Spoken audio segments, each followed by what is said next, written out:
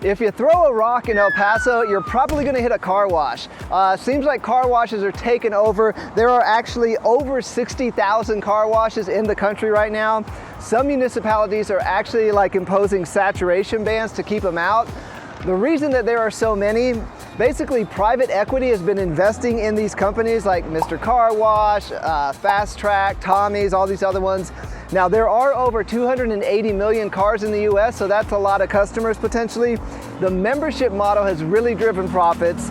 Corporate tax incentives have made it more lucrative to like build more locations, and they've made a lot of improvements in like water use efficiency. So I'm all for having a clean car, but it definitely seems like there's a lot of car washes in El Paso.